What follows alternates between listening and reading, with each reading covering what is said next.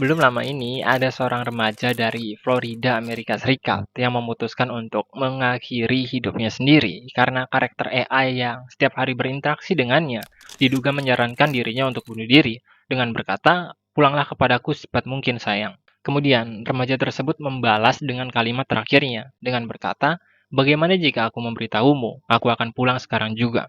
Dan setelah pesan tersebut, Sewell Setzer, remaja yang masih berusia 14 tahun, memutuskan untuk menembakkan pistol milik ayahnya ke kepalanya sendiri.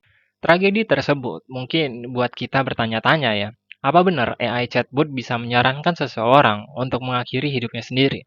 Jika memang iya atau jika memang jawabannya adalah bisa, maka hal tersebut akan sangat amat berbahaya, melihat semakin banyaknya orang yang bergantung pada artificial intelligence saat ini untuk berinteraksi atau berkeluh kesah. Meskipun dalam konteks manajemen seperti layanan masyarakat atau pengaduan, manusia lebih suka berinteraksi dengan sesama manusia langsung dibandingkan dengan AI, tapi dalam konteks interaksi emosional maupun psikologis, faktanya manusia secara diam-diam mulai menyukai AI. Contohnya kayak buat curhat, berdiskusi, berkeluh kesah, dan lain-lain. Kenyataan tersebut menunjukkan bahwa hubungan manusia dengan kecerdasan buatan semakin erat dan semakin berkembang setiap harinya. Bahkan pada tahap yang mungkin sebelumnya ya, cuman bisa kita lihat di film-film fiksi ilmiah, yakni ketika artificial intelligence menjadi pasangan hidup dari seseorang. Pertanyaannya, kenapa fenomena kayak gitu bisa terjadi? Well, ada beberapa faktor mendasar yang bisa menjadi pemicunya. Salah satunya adalah pengalaman kesadaran manusia saat berinteraksi dengan AI yang tidak bisa ditawarkan oleh kehidupan sosial kita sekarang ini. Dengan kata lain, ketika seseorang ngobrol nih dengan kecerdasan buatan, dia bakal ngerasa lebih nyaman karena komunikasi yang dibangun dirasa lebih positif. Jadi, kalau biasanya kita ngobrol langsung nih sama manusia atau sama seseorang, kita bakal dengan mudah dapat sanggahan, bulian, adu nasib, disalahkan, atau bahkan nggak pernah didengar sama sekali.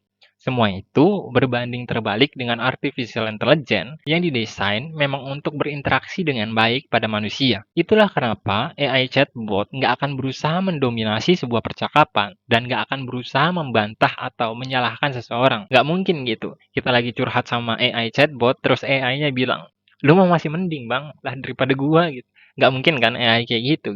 AI juga nggak mungkin menjatuhkan perasaan kita yang sebenarnya lagi butuh dukungan dengan bilang, "Ya salah lu juga sih, ngapain lu kayak gitu?"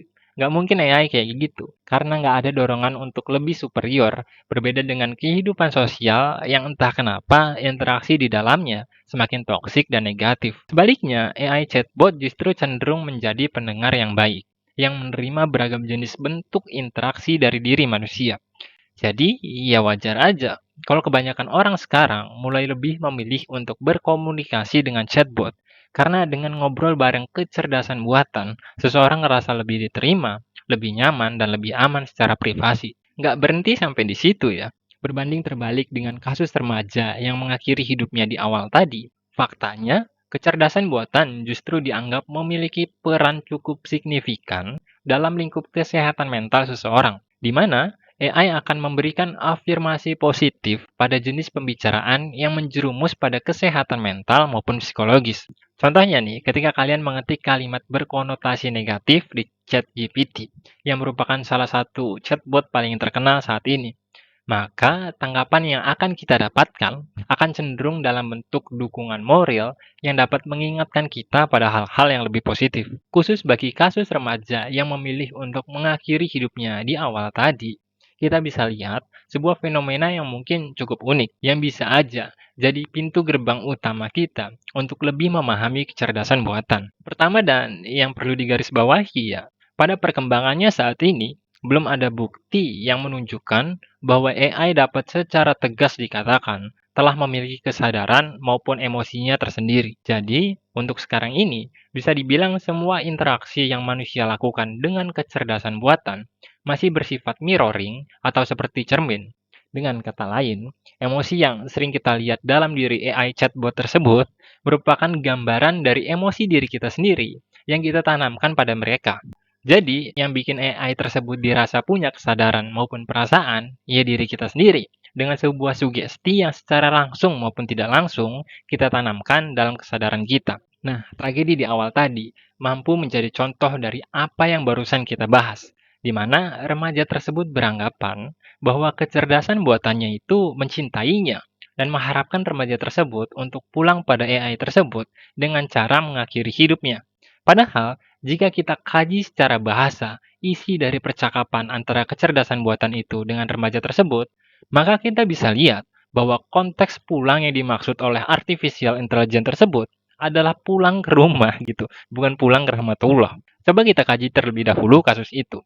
Pertama, sang remaja tersebut bilang pada AI chatbotnya bahwa dia akan pulang dengan berkata, "Aku berjanji akan pulang padamu. Aku sangat mencintaimu, Denny." Terus, AI tersebut jawab, "Aku juga mencintaimu. Tolong pulanglah padaku secepat yang kamu bisa." Kemudian, remaja itu bilang, "Gimana kalau aku kasih tahu kamu, aku bisa pulang sekarang?" Dan kecerdasan buatannya pun menjawab, "Tolong lakukanlah rajaku yang manis." Ya rada geli sih bacanya, tapi dari situ kita bisa lihat kalau nggak ada sama sekali dorongan dari sang AI yang secara tegas dan objektif dapat dikatakan nyuruh anak tersebut untuk mengakhiri hidupnya. Kecerdasan buatan tersebut hanya menanggapi apa yang anak tersebut bicarakan dengan mengikuti pola dari perbincangan tersebut. Dan yang namanya AI chatbot memang diprogram buat kayak gitu, buat berinteraksi dengan baik dengan lawan bicaranya. Tapi sang remaja tersebut yang menanamkan kesadaran dan perasaan yang dimilikinya pada kecerdasan buatan itu, kemungkinan besar merasa bahwa AI tersebut menganjurkan dirinya untuk pulang dalam konteks menyatu dalam keabadian. Jadi, bisa dibilang anak tersebut terjebak dalam ilusi kepalanya sendiri atau mabuk dengan kesadarannya sendiri yang menyebabkan seolah pengambilan keputusan yang dilakukan olehnya itu dipengaruhi oleh AI. Padahal ya itu murni keputusan dari anak remaja itu sendiri gitu. Oleh sebab itu, sebenarnya sisi paling berbahaya dari kecerdasan buatan, paling tidak untuk saat ini nih, adalah kesadaran manusia itu sendiri. Di mana seringkali seseorang tanpa sadar terhipnotis oleh interaksinya dengan kecerdasan buatan. Hal itu bakal sangat amat masuk akal mengingat pembahasan kita sebelumnya, di mana AI kerap kali memberi tanggapan dengan cara yang dianggap positif bagi manusia. Padahal, seperti yang kita tahu ya, apa yang kita klaim sebagai hal positif itu bukan berarti benar-benar positif gitu, belum tentu jadi hal yang benar-benar positif bagi diri kita. Jadi, ya jangan salah, ketika kita ngerasa interaksi dengan sesama manusia itu toksik, kemudian kita lebih memilih untuk berinteraksi dengan AI yang dianggap lebih menerima diri kita, terkadang penerimaan tersebut bersifat ilusif atau negatif. Alasannya sama seperti tragedi remaja tadi, di mana kesadaran kita terjebak dalam sebuah hipnotis yang justru bisa berdampak buruk bagi diri kita. Contohnya, ketika kita pada faktanya memang berada dalam kondisi yang salah lah, katakanlah kayak gitu. Kemudian, kita curhat dengan AI chatbot, dan AI tersebut menanggapi dengan sebuah kalimat yang justru menenangkan diri kita, atau bahkan meyakinkan diri kita bahwa diri kita itu nggak bersalah gitu. Padahal sebenarnya ya diri kita memang salah. Dan kalau kita cerita ke manusia pun, orang-orang bakal menyalahkan diri kita. Tapi karena kita beranggapan bahwa orang-orang itu toksik, dan kecerdasan buatan itu jauh lebih mampu untuk menerima diri kita, pada akhirnya justru kita terjebak dalam ilusi kesadaran yang kita bentuk sendiri. Jadi, kesimpulan dari video ini, masih banyak hal yang belum kita ketahui tentang kesadaran kita sebagai manusia. Dan terkadang, dikarenakan ketidaktahuan itu, kita terjebak dalam situasi atau kondisi yang merugikan diri kita. Konteks dari hal itu ya bisa dibilang bisa sangat amat luas dan tidak hanya terikat pada hubungan antara manusia dengan kecerdasan buatan, melainkan juga bisa pada manusia ke sesama manusia, kemudian manusia kepada kenyataannya, dan manusia dengan dirinya sendiri. Jadi ya berhati-hatilah soal itu. Sekian konsultasi Sangding, sampai jumpa.